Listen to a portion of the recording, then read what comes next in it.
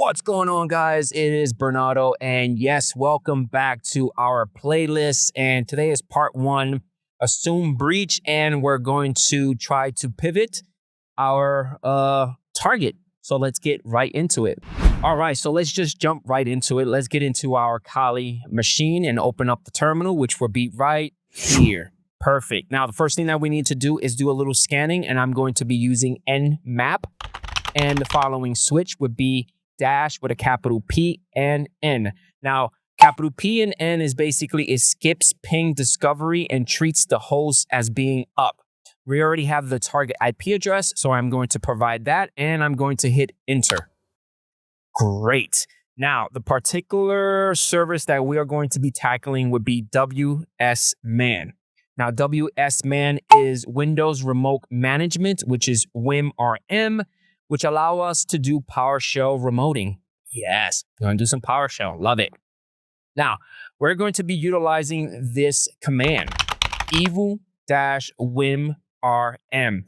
Now, Evil-WinRM is a Kali tool used to get remote PowerShell on a Windows system. So that's the reason why we're using it.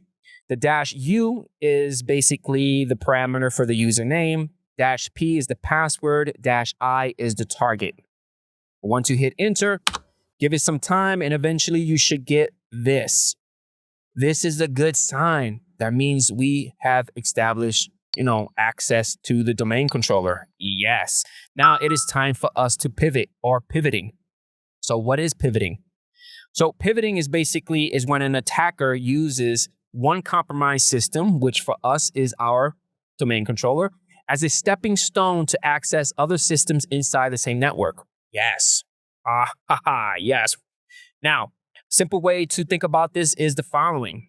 You break into one machine, for us is our target, and then you pivot from there to reach deeper targets within the network. Okay, so you're basically using the domain controller as a middleman, and all the other machines in your network is going to be contacting your domain controller. So, hacking the domain controller is like the worst case scenario. Okay. Now let's head over to our terminal. Now from here, we need to make some changes to our proxychains config file. That is what we're going to be utilizing to do a couple of these things, to do lateral movement within our domain controller and also establish our pivot within our target. So from here, we're going to click on session. We're going to click on new tab. And I'm going to type in the following because, again, we need to edit the proxychains4.config file. We're going to hit enter. We're going to scroll all the way down. By default, it is set to SOCKS 4. We're going to change it to 5.